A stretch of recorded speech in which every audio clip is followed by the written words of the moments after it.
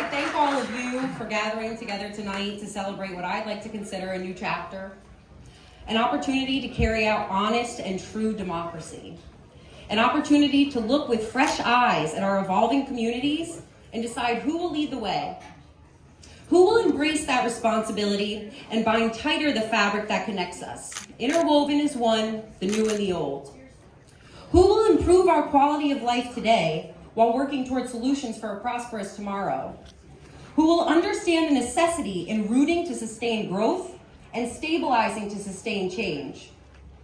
I believe that someone is me.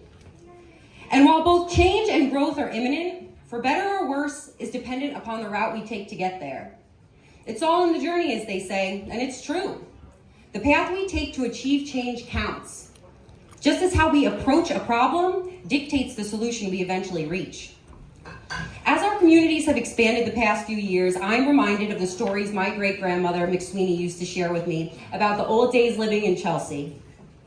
Despite it being a massive, heavily populated, diverse city, neighbors knew each other by their first name.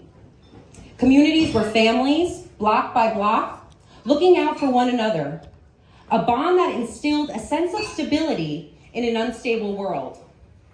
It is this type of nexus that can hold us steady even when the rest of the world shakes. And it is with this in mind that I see our community's growth with a hopeful vision of what could be.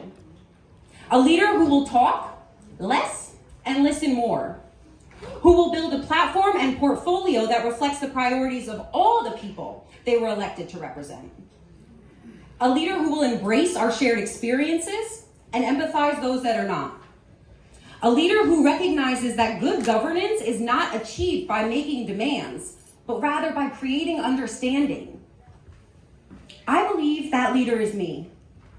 And while I recognize the task in pleasing everyone, all 132,000 constituents, it is the effort that will be reflected upon in the years to come. As we must acknowledge that even in instances where the demands of one side are met, there is an underlying polarization that occurs, which is why I believe the best way, the only way forward, is by virtue of the silent majority.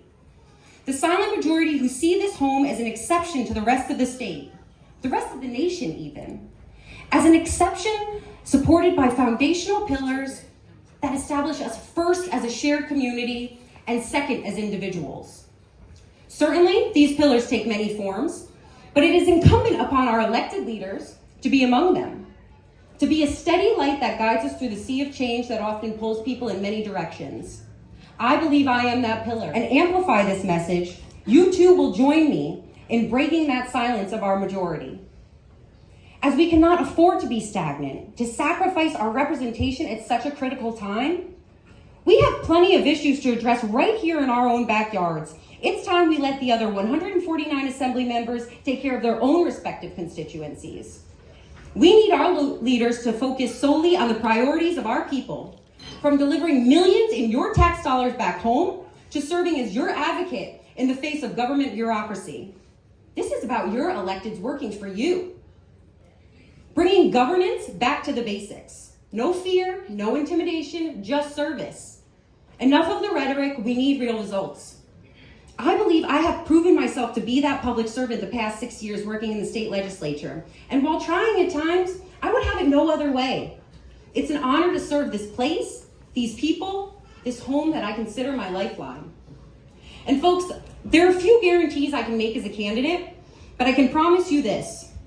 I will carry this community just as I have carried my father's name, with great pride and integrity. I will fight for you as I have fought for my own family. I will carry you in times of hardship as you have carried me.